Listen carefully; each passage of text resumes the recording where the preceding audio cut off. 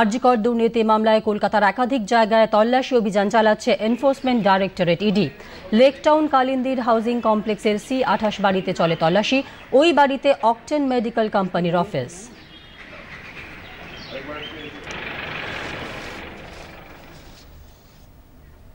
পাশাপাশি সন্দীপ ঘোষের হাতিয়াড়া নওয়াপাড়া মল্লিক বাগানের বাড়িতে সকালেই পৌঁছে যান তদন্তকারী আধিকারিকরা।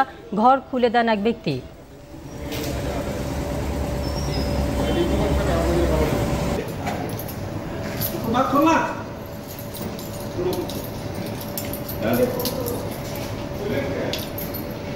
আচ্ছা, তুমি চাবি নিয়ে আসলে?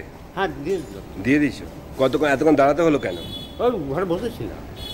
না বলছি এতক্ষণ চাবি কোথায় ছিল? চাবি আমার কাছে ছিল, আমি তো আমার তো শুধু গেটের চাবি, হ্যাঁ, আর এই ঘরের চাবি, আর আমার কাছে চাবি নেই। দীর্ঘক্ষণ ধরে তো ইডি আবার দেখলাম যে ওই একটা চাবি টাঙানো ছিল, তাও দিয়ে দিয়েছি।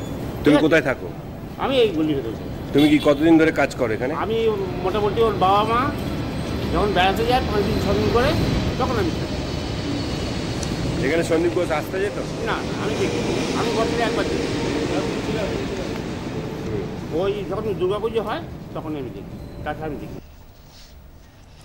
অন্যদিকে সন্দীপ ঘোষ ঘনিষ্ঠ ব্যবসায়ীর টালার বাড়িতে যায় ইডির একটি দল। সন্দীপ ঘোষের আমলে এই ব্যবসায়ী আরজিকর হাসপাতালের ক্যান্টিনে টেন্ডার পেয়েছিলেন, সেখানেও দুর্নীতির অভিযোগ উঠেছে।